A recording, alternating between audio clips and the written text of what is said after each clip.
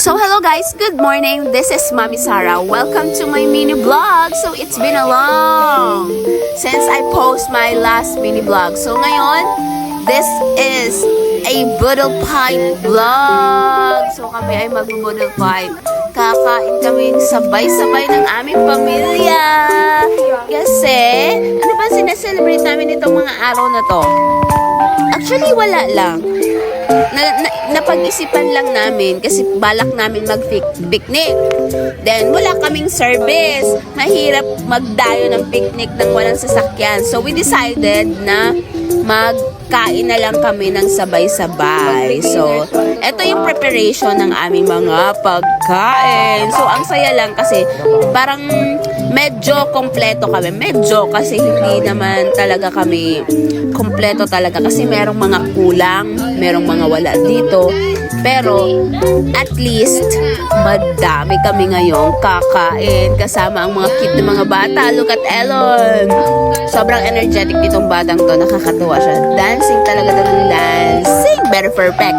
So sobrang sarap ng mga pagkain as you can see. Ang sarap talaga ng mga gulay. Tapos isasawsaw mo dun sa bagoong na may kalamansi na may siniw. Lamig kaayo. Grabe, perfect talaga. So dito si Hannah, si Miley, si Sak, and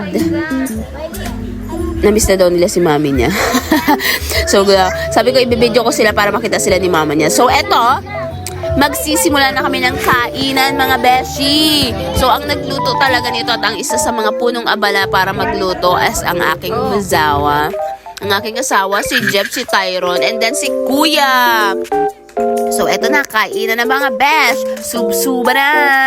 Maganda rin yung kahit paminsan-minsan sa inyong pamilya is nagkakaroon kayo ng time na magkaroon kayo ng pagkakataon na makapagharap-harap na makapagsabay ng pagkain at makapagkwentuhan. Ang saya lang kasi iba-iba na kasi kami ng mga bahay eh. Hindi katulad noon na nasa isang compound lang kami sama-sama. Ngayon kasi may mga pamilya na, iba-iba na ang mga bahay.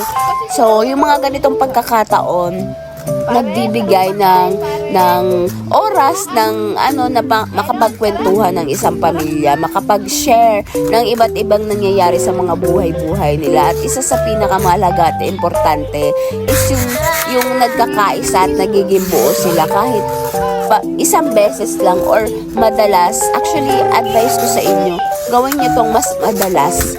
Yung kahit papaano, makapagkita-kita kayo, makapag-usap-usap kayo, lalo na pag yung mga parents ninyo is medyo may mga edad-edad na, so mag-isa na lang sila sa bahay.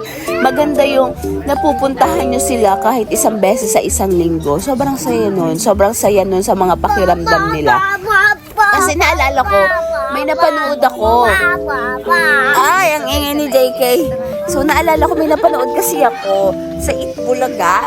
Parang may isa silang segment doon. Tapos yung matanda, yung mother, talagang umiiyak siya kasi never, or hindi naman never, parang hindi na ganun kadalas niyang makita yung mga anak niya, yung mga apo niya. Kasi nga, may kanya-kanya ng mga buhay. So, parang iniisip niya na burden na lang siya or parang siguro kaya hindi siya dinadalaw ng mga anak niya kasi ang isip ng mga anak niya is kaya naman niya. Pero alam nyo, kahit alam nyo kaya ng magulang nyo, bigyan nyo ng time para makapag-reunion kayo or makapag-meet man lang kayo kasi yun na lang yung happiness nila in life, lalo't mag-isa sila sa buhay. Tayo dito sa pagkain. So, eto na nga, naubos na at busog na ang lahat. So, ang nangyayari dito, may pa-Sharon Connect pa rin kahit sa budol fight.